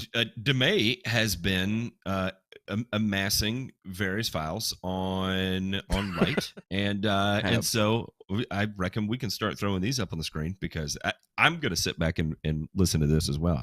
I'm going to learn here. Oh, okay. Well, yeah. Let's just launch into the shade thing. Let's fucking do it, man. Yeah. Well, I mean, here's the basic reason that your shit's all fucked up, man. I mean, it's just right here. I'll flip the switch from nerdy back to Okay. Reality. Chlorophyll, more like borophyll. Matt does not know that. Matt, is it from a movie? Is that from a movie? Is. Yes, it is. What movie is this? Billy Madison. Madison. We might watch Billy Madison first, because it is one of the most highly quotable films of the last 25 years. I mean, bar none. So I've seen bits and pieces. One of my favorites. Bits and pieces. Bits and pieces. I hope that we can find a crane large enough to lift that rock that you live under, so you can come watch these movies, because we're only 12 patrons away. 12 patrons away, gentlemen. All right. So, ladies and gentlemen, if you're watching and listening, yeah. The deal is, if we get up to 69 patrons, Matt will be forced. We'll go so far as to duct tape him into a lawn chair and use Scotch tape to keep his eyes open, just like they do in the KGB. Clockwork Orange? Is that what that? Yeah, we could do that. Yep, that kind of thing. And yeah, so come join us. We'd love to see it. It's an Only an Airport beer. 69 patrons gets us to a movie watch party. I think we said monthly movie watch parties, something like that. So Matt really needs to become cultured in the way of cinema, and you have the power to make that happen. So we appreciate you. All right, let's go back. So I don't mind the torture aspect. I think you'll enjoy yourself. I think there will be a critical mass point, and it might not be the first movie, the second movie, but I think there'll be a point at which you have a reckoning with yourself and really hate yourself for denying yourself all this pleasure for the last 35 plus years of your life on this earth. Maybe. That's what I think. Maybe not. Listen, I trouble with suspension of disbelief, right? And that's the whole premise of movies, right? You get into the zone where I am the broken human being that finds faults or unrealistic issues within the movie, and it snaps me out of that trance-like state, and it's difficult for me to get back into it because I continue to look for fault after fault. And so I struggle, even from the comedic aspects, like somebody gets slapped around or something. I'm like, that does not look like an accurate slap around. His face wasn't moving in the correct direction of the slap. This is bullshit. I'm not going to watch it anymore because I'm broken. Then, something is wired incorrectly. Maybe we can rewire me. I don't know. then I recommend that we either start with Schindler's List or Ken Burns' Civil War documentary from start to finish without you getting up out of your chair. Is Those it have been bad? my I've two seen recommendations. Schindler's List. I have seen it. That's good stuck that with you me. have it, and it struck tells me me. that I you're mean, a human being.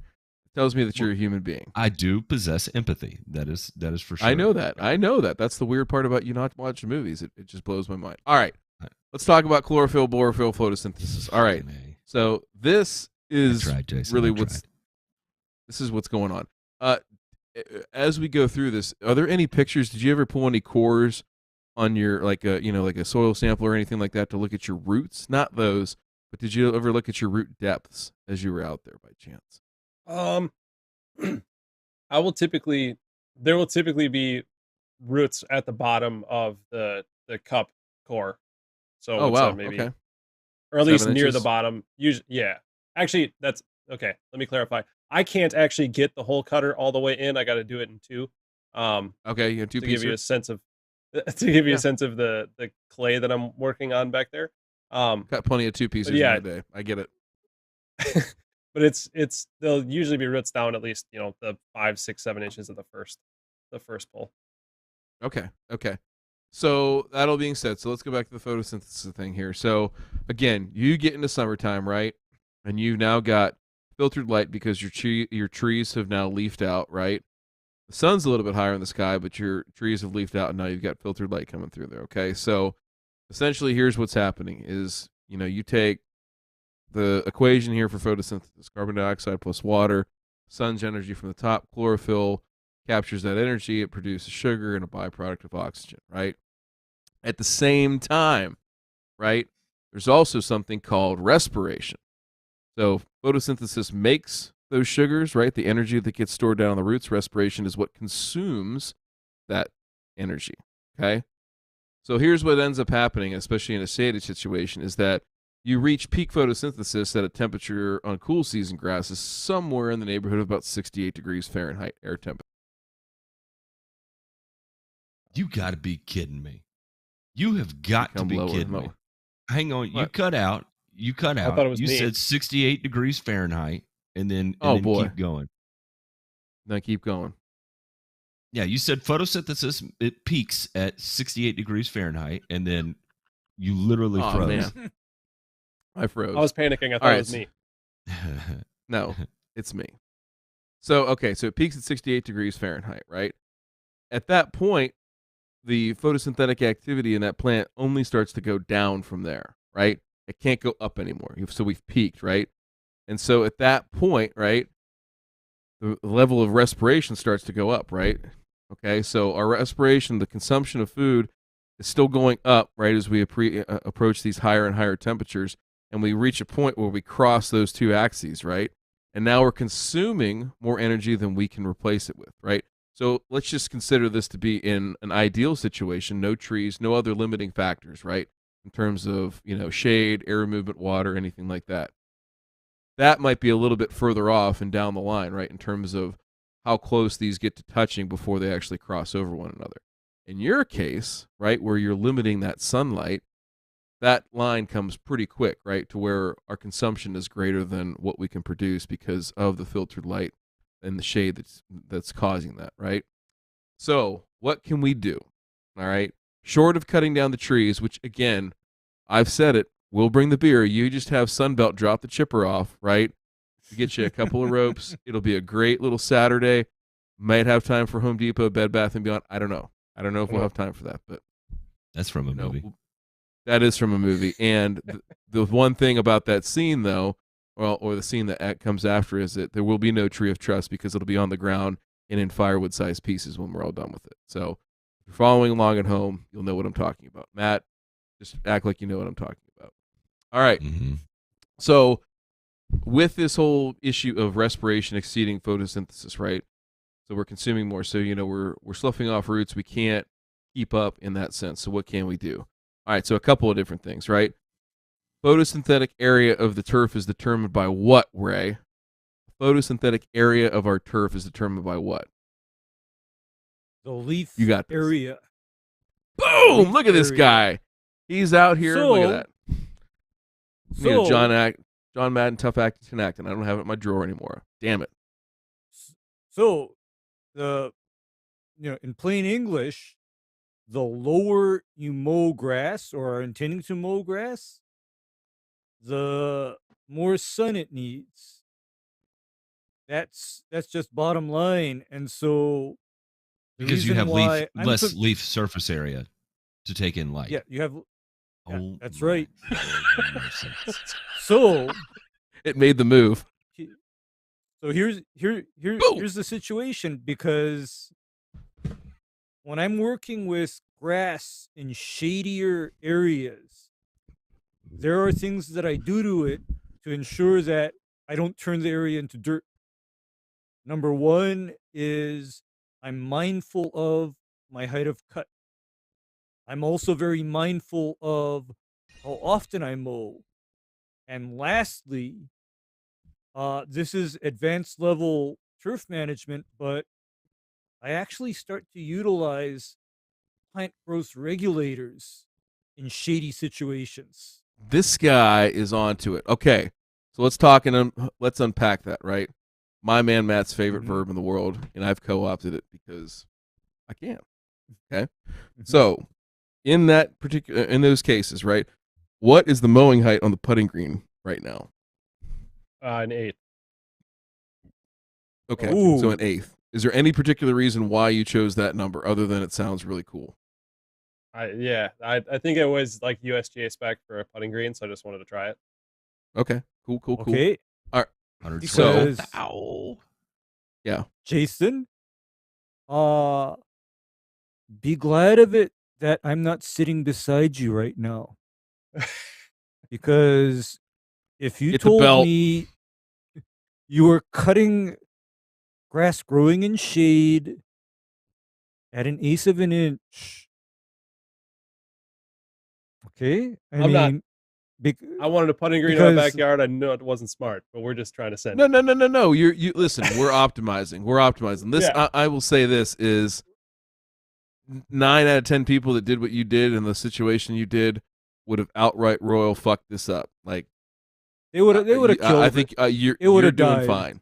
You're doing fine. You're We're in doing the good. optimization phase. This isn't a post-mortem of here lies the spot where Jason used to have his green in his backyard.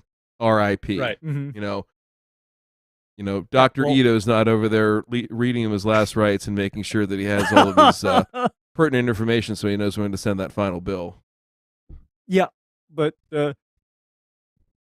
in cases where I have to maintain playable turf and I'm not getting the amount of sunlight that the grass is supposed to be getting, I'm not married to 1/8.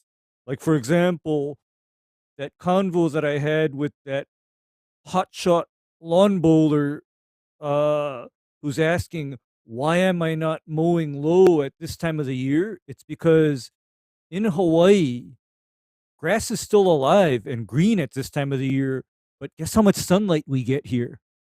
We don't get a lot of sun. So, I can give the guy his ultra fast green, but he's going to be playing on dirt. What's the old saying, Ray? Because- Nothing putts faster than dirt. Yeah, nothing puts I can- faster than I can dirt. vouch for that. But Dry dirt. You got to qualify that. You got to qualify dry dirt. Dry dirt, Wet dirt. but- Lift Yeah, clean the not place so on the good. green is not in the No rules one of golf, likes sir. muddy balls. but yeah, Will you muddy clean 'em for balls me? are bad. Yeah. You bet. Well, I've got two But- hands. The thing about Lay on the bed.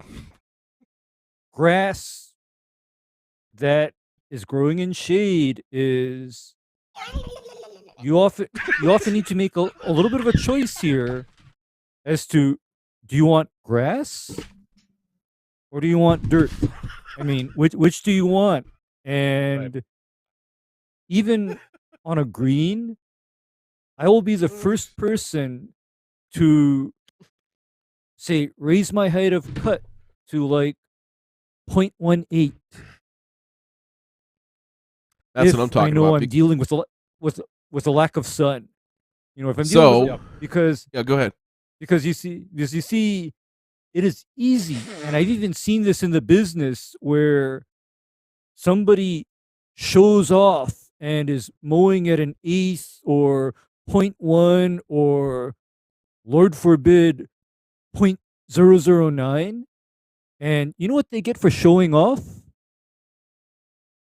I'm gonna guess dirt. Their greens die, and the greens get taken over by weeds. And that's what they get for showing off. Yep.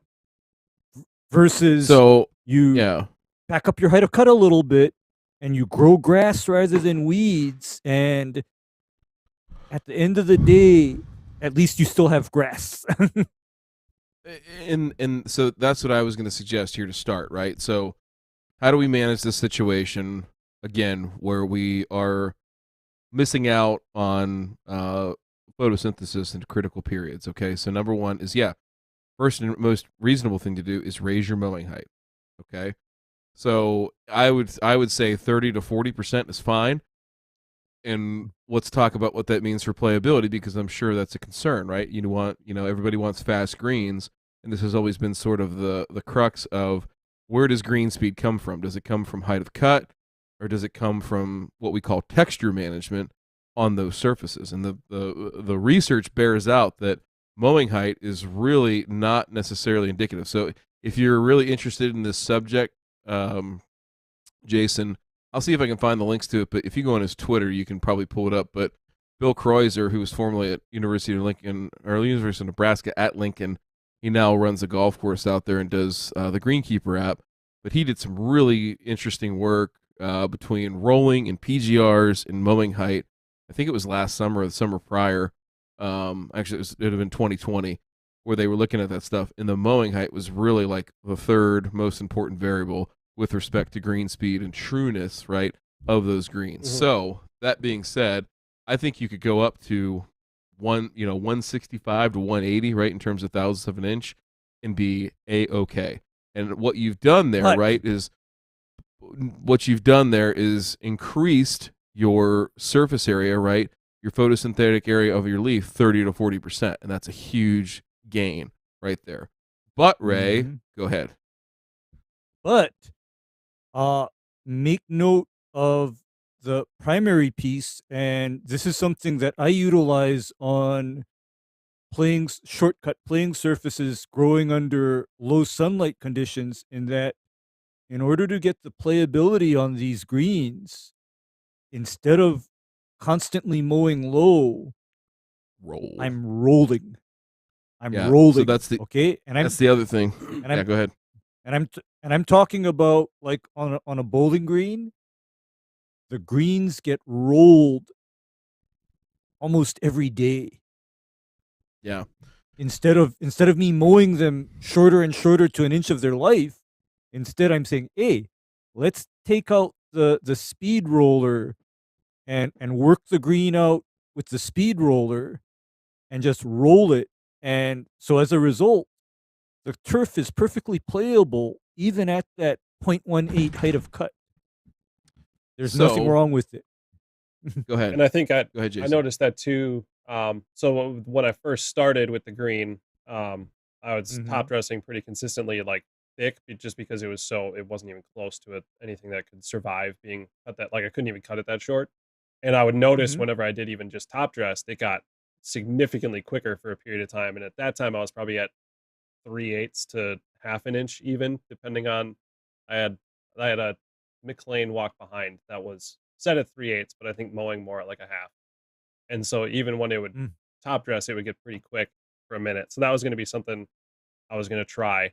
Realistically, all of everything that I do is just FAFO and then just figure out what works and what doesn't.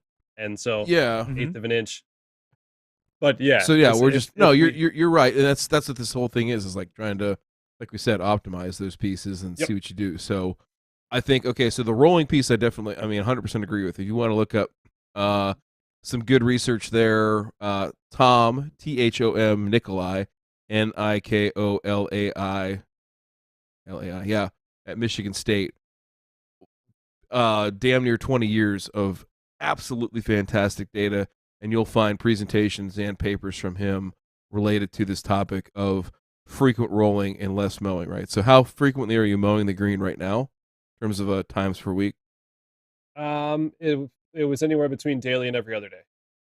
Okay, yeah, like Whoa. you could be no, Whoa. it's not bad. It's just you're causing more stress. So one other piece on the mowing here, don't let me forget that, but definitely I would go to a roll 2 days, mow 1 day approach and see how that does. I think your Okay. turf would be a lot happier, and I think you can sort of normalize green speeds to be pretty consistent with that roll. And you can double roll like if you want to, and you can use your roller that I saw back there, the black push or pull behind one like that, or you can just take your Greensmaster and just leave the front roller up off the ground and roll with the rear drum and just do that too.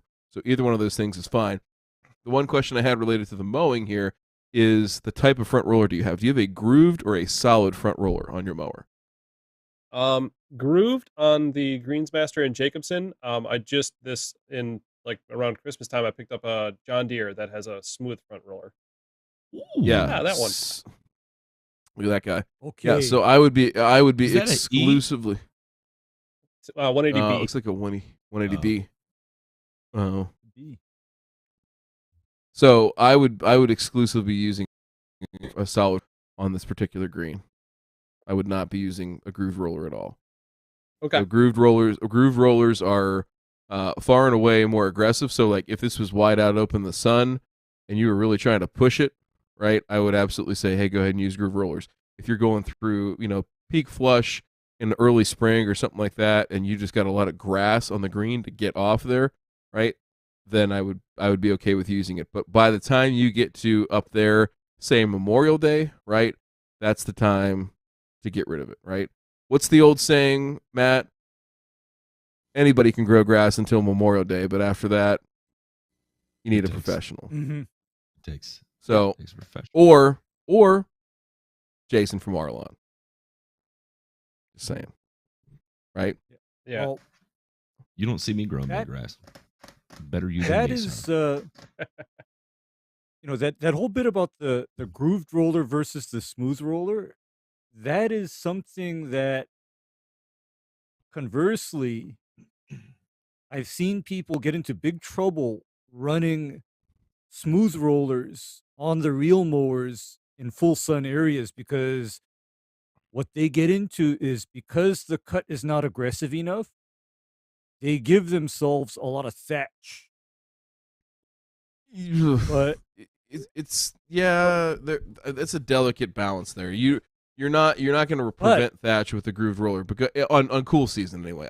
It's likely different on warm season. But go ahead. yeah, but you are a special case in that you are growing bent grass under partially shady conditions, and to me, what I see just by looking at it visually is that is a green to me that I'm going to call a little bit soft, and it needs a slightly more delicate touch versus me showing up there with my grooved roller.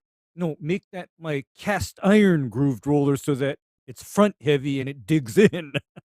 Your green would be the kind your green would be the kind of green where I would be running it with the hollow, smooth aluminum roller. Yeah. To cut down Like on the what weight you got? and to make it a little less aggressive cut wise. Yep. Yeah. So I think those are all it- important things Mm-hmm. for sure. It's Okay, just so- a different approach.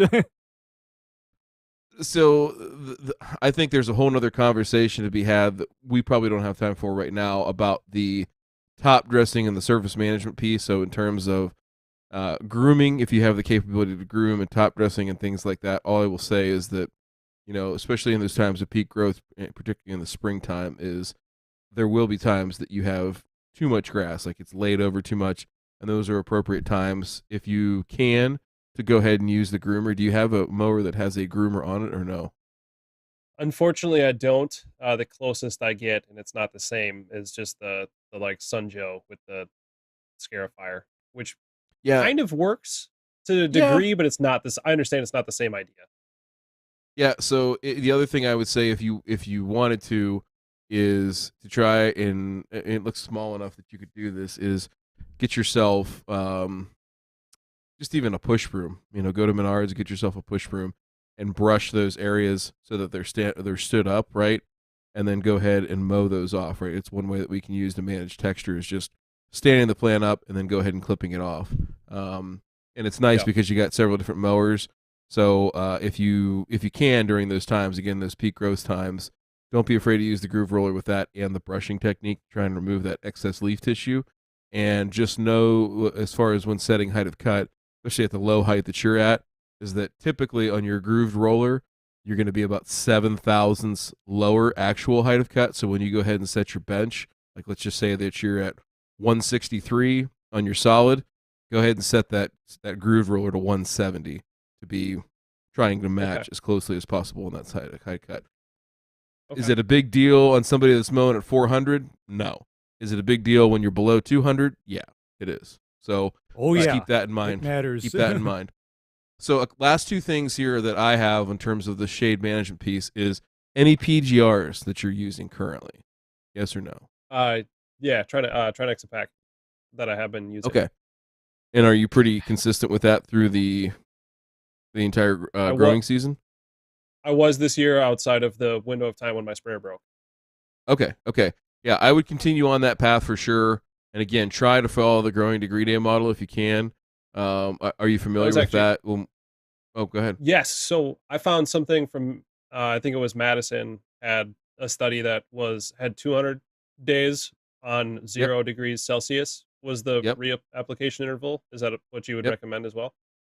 Yeah, okay. 200. You can probably even get away with 250 if you had to, but 200 is a good number to go off of. So you can use Greencast to track those. You can use GDG tracker from MSU, or if you have Greenkeeper app, I think it's $120 a year. G-Man put one together?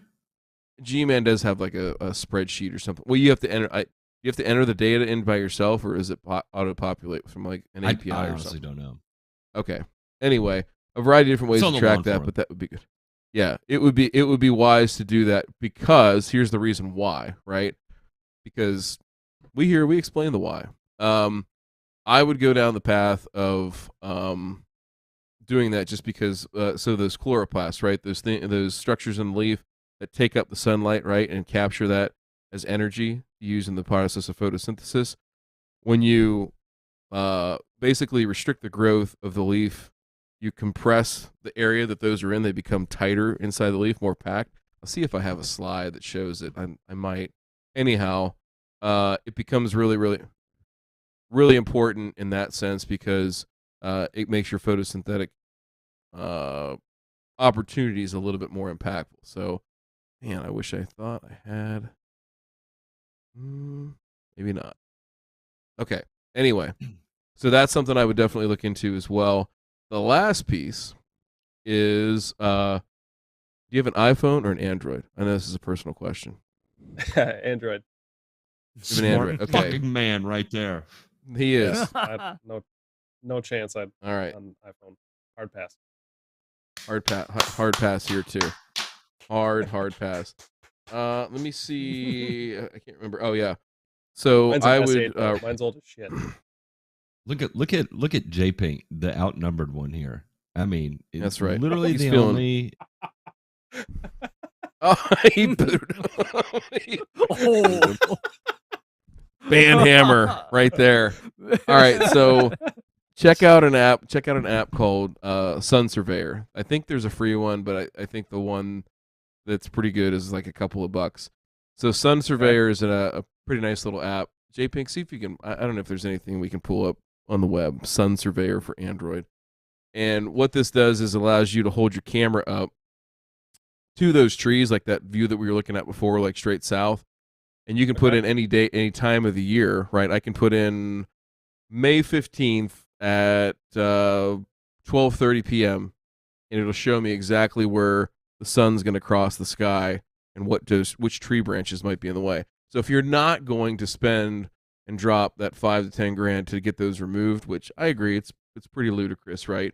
Maybe you go in for $1,000 and you remove the most impactful limbs, and get rid of those bad boys. So that might be money well spent if this is going to be a long-term effort, because $1,000 versus beating your head into the ground trying to manage photosynthesis on a plant below 200 thousandths of an inch, trust me, is a recipe for disaster and sleeping on the couch with the little pillows.